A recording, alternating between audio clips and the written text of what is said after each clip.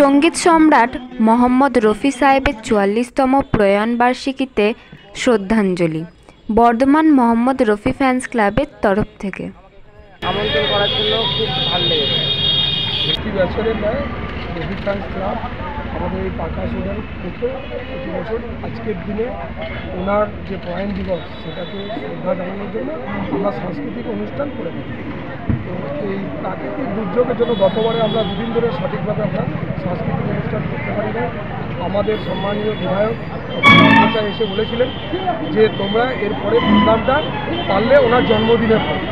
তো আমরা এখানে যারা রফি সাহেবের যারা অনুরাগী এবং যারা আমরা ভক্ত সবাই মিলে আমরা সিদ্ধান্ত নিই যে এবছর থেকে আমরা ওনার জন্মদিনেই আমরা সাংস্কৃতিক অনুষ্ঠানটা করবো।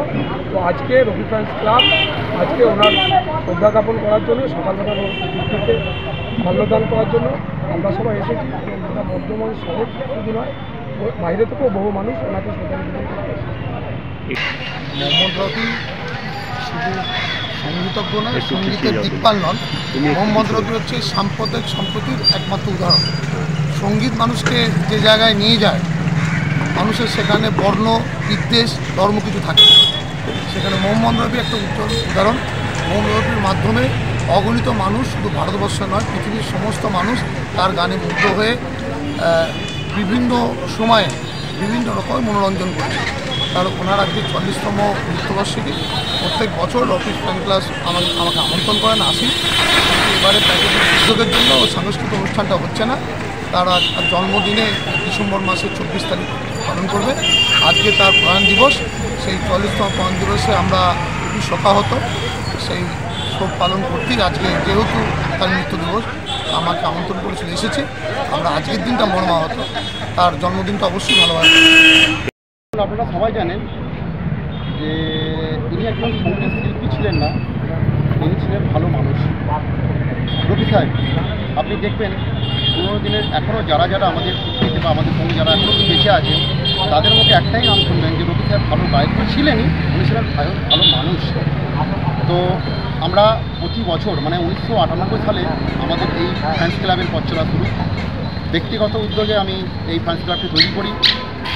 আস্তে আস্তে আস্তে আস্তে আজকে অনেক বছর আমরা এগিয়েছি। শুধু মানুষের ভালোবাসা, স্থানীয় ব্যবসায়ীদের ভালোবাসা, সহযোগিতা, আজকে আমরা অনেক দূর এগিয়েছি। সবথেকে বড় কথা জানেন যে এই রফি সাহেবের অনুষ্ঠানটি করে না নাম পেয়েছি, সম্মান পেয়েছি, এটাই আমাদের সবথেকে বড় কথা। আর আমরা প্রতি বছরই এই অনুষ্ঠানটিকে আমরা শ্রদ্ধাঞ্জলি অনুষ্ঠান হিসেবে উদযাপন করি।